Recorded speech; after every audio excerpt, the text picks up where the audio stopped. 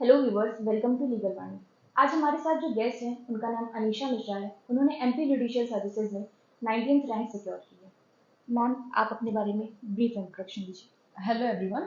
First of all, I would like to thank Legal Vani for inviting me on this platform to share my strategies and experience and to connect with the judicial aspirants. Now, a brief introduction about myself. My name is Anisha Mishra. I am from Delhi. I did my schooling from Lady Irwin Senior Secondary School, which is based in Delhi, and then I have completed my BLLB from Government Law College Indore, which got over in 2021, and currently I am pursuing LLM from Banaras Hindu University.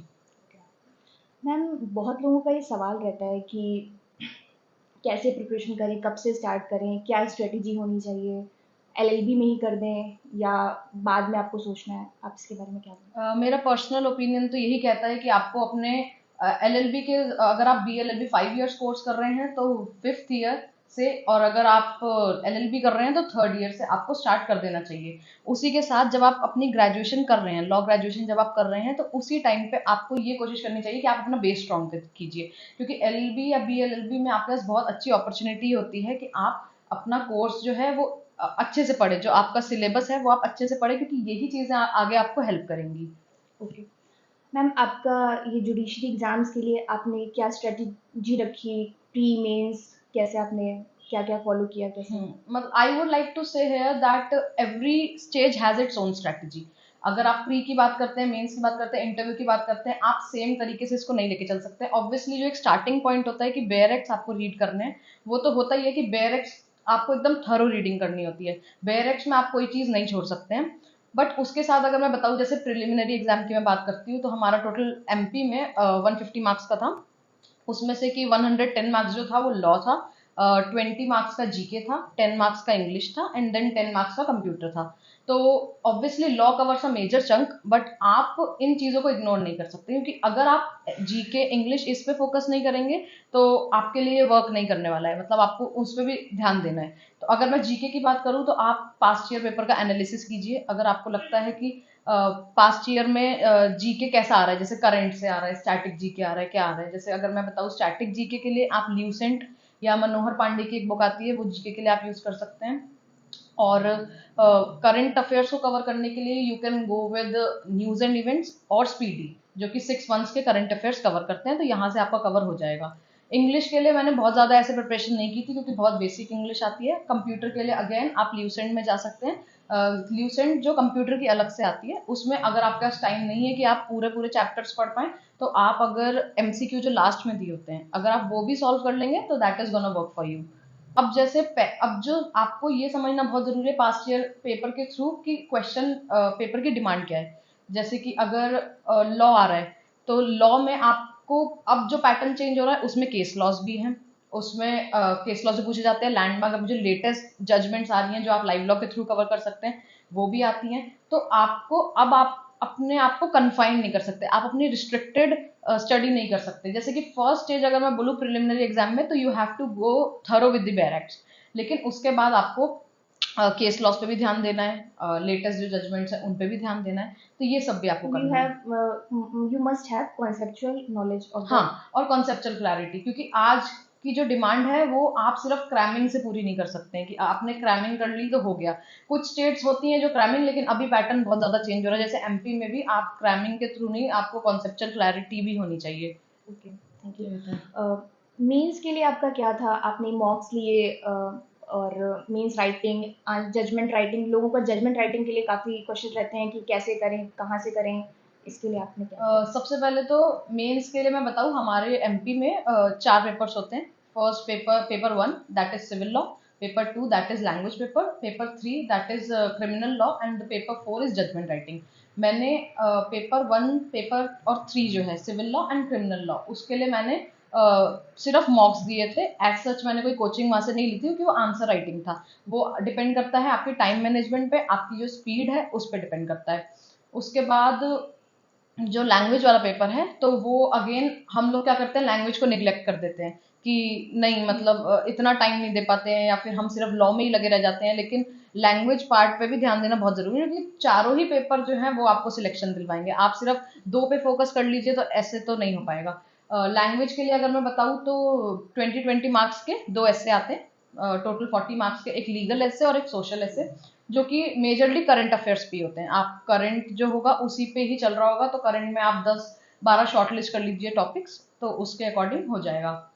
Translation के लिए तो आपको जब आप pre की preparation कर रहे हैं तभी आपको कर लेना चाहिए। जैसे मैंने ट्रांसलेशन के लिए क्या किया था, जब मैं बेयरएक्स पढ़ती थी तो मैं डाइग्लॉट जो होता है वो पढ़ती थी। तो डाइग्लॉट में जैसे ही मैं देख लेती थी कि ये है, इसमें ये वर्ड है, तो मैं बेयरएक्स में, आज भी मेरे बेयरएक्स में पीछे लिखे हुए हैं वो, तो उससे आपकी day by day vocabulary strong होती चली जाएगी। लेकिन उसके बाद आपको क्या करना है, आप कोई भी मार्केट से बुक परचेज कर लीजिए, तो आप उसमें जाके सॉल्व कर सकते हैं, जैसे सेंटेंसेस, क्योंकि वहां पे आपसे सेंटेंसेस पूछे जाएंगे। वोकैबुलरी तो आपकी स्ट्रांग हो गई है, बट उसके बाद फिर वो ग्रामर भी देखा जाता है, फिर सब कुछ देखा जाता है। मेरी पर्सनली मदर ने बहुत ज़्यादा हेल्प की थी मेरी ट्रांसलेशन में। मतलब मैं सिर्फ वोकैबुलरी पढ़ लेती थी, तो जब एक्चुअली क्या हुआ था, मेंस के टाइम पे मुझे टाइफाइड हो गया था, तो मैं बहुत ज़्यादा 10 दिन तक तो मैं एकदम फोकस नहीं कर पाई थी। तो उस टाइम पे जब मैं एडमिट थी हॉस्पिटल में, तभी वो मेरे को बस ट्रांसलेशन का बताती रहती थी कि ये सेंटेंस है, ये सेंटेंस है, इसको कैसे ट्रांसलेट करोगे। मैं वो डिक्टेट करती थी और मैं ट्रांसलेट करती थी। तो ट्रांसलेशन के लिए तो मैं मेरी मदर को बहुत ज़्यादा इस वीडियो के थ्रू थैंक यू बोलना चाहूँगी। उसके बाद बात आती है पेपर 4 की, जो जजमेंट राइटिंग का पार्ट है। जजमेंट राइटिंग के लिए मैंने कोचिंग की थी, बट अगर आप कोचिंग नहीं कर पा रहे हैं तो आपको एक रॉबिनजीत सिंह की बुक आती है, तो मतलब आप एक बार जाइए उसे स्टोर पे जाके पढ़िए, और अगर आपको लगता है तो मतलब वो काफ़ी हेल्पफुल रहती है जजमेंट राइटिंग के एग्जाम के लिए। ओके। तो मतलब बच्चे ये जानना चाहते हैं कि मेंस और प्री की प्रिपरेशन साथ में की जाए या दोनों को अलग-अलग लेकर के चलें इस एग्ज़ाम के लिए? जैसे मैंने जब स्टार्ट किया था तो मैंने बेयरएक्स से स्टार्ट किया था, तो मैंने पहले प्री की थी, और जैसे ही प्री का एग्जाम हो गया था वैसे ही मैंने मेंस की प्रिपरेशन स्टार्ट कर दी थी।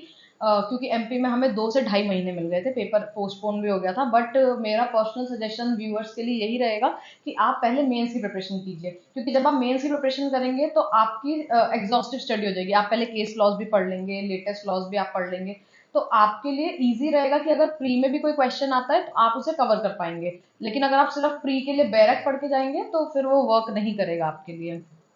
और अगर एक चीज और, केस लॉज जो है, मतलब ये क्वेश्चन आता है कि केस लॉज कहाँ से कवर करें, तो केस लॉज के लिए आप एक डीयू की साइट पे केस मटेरियल आता है पूरा का पूरा, तो आप उसको प्रिंट आउट ले सकते हैं, एक एक लाइन में लिख सकते हैं वहां पे, डेली उसको पढ़ सकते हैं, तो आपको याद रहेगा। अगर ये नहीं है तो एक परीक्षा मंथन की समर्थ अग्रवाल की पूरी केस लॉ पे ही बुक आती है, उसमें हर सब्जेक्ट वाइज आपको केस लॉज मिल जाएंगे। मेंस में बच्चों का ये भी सवाल रहता है कि क्या हमें पेजेस भरने हैं, आंसर कितने लंबे लिखने हैं, लेंथ क्या रहेगी, केस लॉज इंक्लूड करने हैं नहीं करने हैं, राइटिंग कितनी मैटर करती है, आप इस पर क्या बोलेंगे?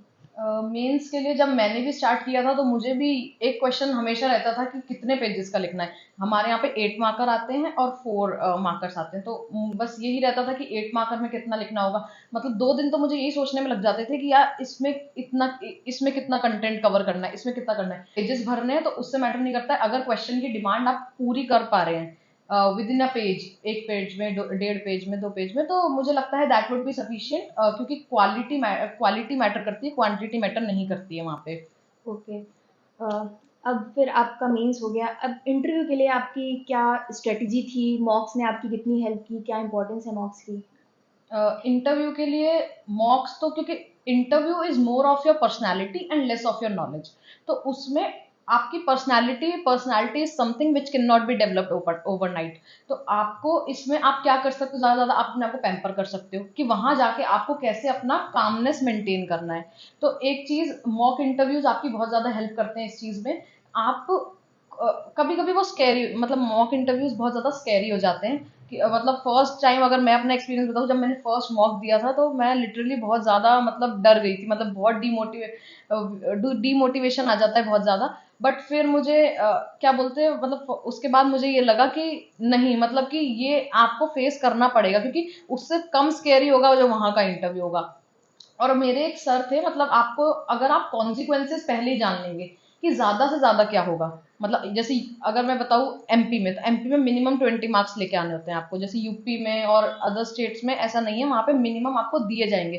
जैसे यूपी में शायद मिनिमम 45 मार्क्स आपको दिए जाएंगे, बट एमपी में ऐसा था कि मिनिमम आपको 20 मार्क्स लेके आने हैं। तो एक चीज बस मेरे दिमाग में ये थी कि ज्यादा से ज्यादा क्या होगा, कि ज्यादा से ज्यादा वो मेरे को निकाल देंगे बाहर, इससे ज्यादा क्या ही होगा। तो इस ये अगर आप सोच के चलेंगे, और मेरे एक सर थे मनमोहन जोशी सर, उन्होंने मुझे ये बोला था कि in a silent mind the entire world is ready to surrender. मुझे लगता है कि ये चीज़ काफ़ी मुझे हेल्प की थी, क्योंकि इंटरव्यू के टाइम पे जब हमें कॉरिडोर में वेट करवाते हैं तो वहाँ पे मैं पूरे टाइम बस यही सोच रही थी कि in a silent mind the entire world is ready to surrender.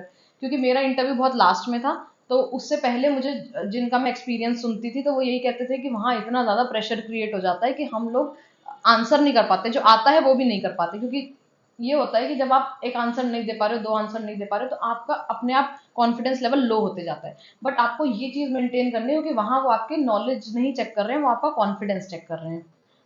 और हम ये जानना चाहते हैं कि इंटरव्यू में आपसे क्या क्वेश्चंस पूछे गए, पैनल में कितने लोग थे, इंटरव्यू कितना लंबा चला? मेरे इंटरव्यू में, हमारा जो एमपी में इंटरव्यू होता है उसमें 3 हाई कोर्ट जस्टिस थे, ऑनरेबल जस्टिस थे। तो मेरा जो इंटरव्यू था वो अप्रॉक्स 10 to 12 मिनट्स चला था। अब मैं बताती हूँ कि मुझसे क्वेश्चंस क्या क्या पूछे गए थे। तो सबसे पहले मुझसे पूछा गया था कि difference between illegal and void decree. फिर मुझसे सब्रोगेशन पे क्वेश्चन हुआ था। मुझसे ये क्वेश्चन हुआ था कि आर्टिकल 227 एंड सेक्शन 115 सीपीसी में क्या डिफरेंस है। डाइंग डिक्लेरेशन पे बहुत सारे क्वेश्चंस हुए थे कि अगर डाइंग डिक्लेरेशन पुलिस जो है वो रिकॉर्ड नहीं करती है या फिर कॉज ऑफ डेथ नहीं बताती है, तो आपके उसमें मतलब आप क्या लाइबिलिटी पुलिस ऑफिसर की उसमें बनेगी, ये पूछा था। डाइंग डिक्लेरेशन की एनालॉजी क्या है, ये पूछे थे। एसेंशियल एलिमेंट्स पूछे थे। उसके बाद मुझसे एक क्वेश्चन पूछा था लेजरेटेड वुंड्स पे, कि ये लेजरेटेड वुंड्स क्या होते हैं और इनकी लाइबिलिटी कहाँ बनती है। मतलब ये कुछ क्वेश्चन थे जो मुझे याद है, तो ये सब मुझसे पूछे गए थे। बहुत सारे स्टूडेंट्स का ये पूछना है कि सेल्फ स्टडी करें, कोचिंग लें, गाइडेंस कहाँ से मतलब लें, कहाँ से स्टार्ट करें, ये मतलब जानना चाहते हैं बच्चे। मतलब अगर कोचिंग और सेल्फ स्टडी में अगर मैं बोलूँगी कि क्योंकि मुझे थोड़ा जल्दी सक्सेस चाहिए था, तो मैंने सोचा कि मुझे कोई एक गाइडेंस तो मुझे चाहिए, कि being a first generation in law, तो मुझे लगा कि हाँ, मतलब मुझे गाइडेंस की ज़रूरत है। तो मैंने प्री के लिए कोचिंग की थी, फिर मेंस के लिए जैसे मुझे लगा पेपर 4 के लिए ज़रूरत है, तो फिर मैंने पेपर 4 के लिए की थी। बट मैं ये नहीं बोलूँगी कि सेल्फ स्टडी आप करते हो तो आप नहीं निकाल सकते हो। देयर आर मेनी एग्जाम्पल्स जो जिन्होंने सेल्फ स्टडी करके भी एग्जाम निकाला है। बट वो डिपेंड करता है कि आपको कोई आपका फ्रेंड या फिर पेरेंट्स आपके कोई गाइड करने वाले होने चाहिए कि हाँ आपको इस डायरेक्शन में जाना है, या फिर आपके सीनियर्स। तो वो गाइडेंस आप किसी से भी ले सकते हो। It is not important that you have to join a coaching to clear the exam. Okay. आप दिल्ली से हैं, तो एमपी जुडिशरी आपको टारगेट करना आपके लिए कितना चैलेंजिंग था?